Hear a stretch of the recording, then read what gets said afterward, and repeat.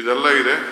ತಮ್ಗೆ ಗೊತ್ತಿದೆ, last time before the elections ನಾನು 100 ಅಪಾರ್ಟ್ಮೆಂಟ್ ಬಂದಿದೆ. I think 100 apartments I also visited at the elections. I begged all of you, you please support me ಅಂತೇಳಿ.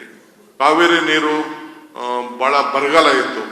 15,700 borewell ಇದೆ, officially declared borewells. ಅದರಲ್ಲಿ 6,000 borewell dry ಆಗೋಗ್ಬಿಟ್ಟಿತ್ತು, ನೀರೇ ಇರಲಿಲ್ಲ. ಕೆರೆಗಳೆಲ್ಲ ನೀರೇ ಇತ್ತು. ಸೌತಲ್ಲಂತೂ ಬಹಳ ದೊಡ್ಡ ಪ್ರಾಬ್ಲಮ್ ಇತ್ತು. ಕಾವೇರಿ 5th ಸ್ಟೇಜ್ ಕನೆಕ್ಷನ್ ಇರಲಿಲ್ಲ. ಆದ್ರೂ ಒದಗಿಸ್ಕೊಟ್ಬಿಟ್ಟು ನೀರೆಲ್ಲ ಕೊಡಿಸ್ದೆ, ಬಹಳ ಕಷ್ಟ. ಕೊನೆಗೆ ಎಲೆಕ್ಷನ್ ಬಂತು, ಡಬ್ಬ ನೋಡಿದೆ, ನನ್ನ ತಮ್ಮನ್ನ ಒಂದೊಂದು ಕ್ಷೇತ್ರದಲ್ಲಿ 1 ಲಕ್ಷ ಓಟಲ್ಲಿ ಸೋಲ್ಸಿದ್ರಿ.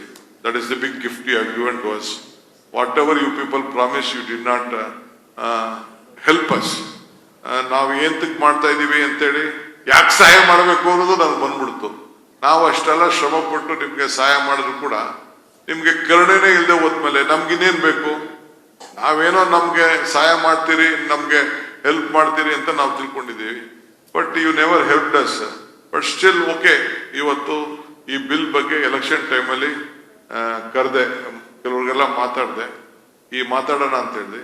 But still I thought that I should call you, consult you. ನಮ್ಮ ಆಫೀಸರ್ಸ್ ಅಲ್ಲಿ ಒಂದು ಒಪಿನಿಯನ್ ಇದೆ ಈ ಬಿಲ್ ಬಗ್ಗೆ. ಇದಾದ್ಮೇಲೆ ನಮ್ಮ MLAs ಒಂದು ಒಪಿನಿಯನ್ ಇದೆ, ಕ್ಯಾಬಿನೆಟ್ ಮಿನಿಸ್ಟರ್ಸ್ ಒಂದು ಒಪಿನಿಯನ್ ಇದೆ. But it should be A very fair bill.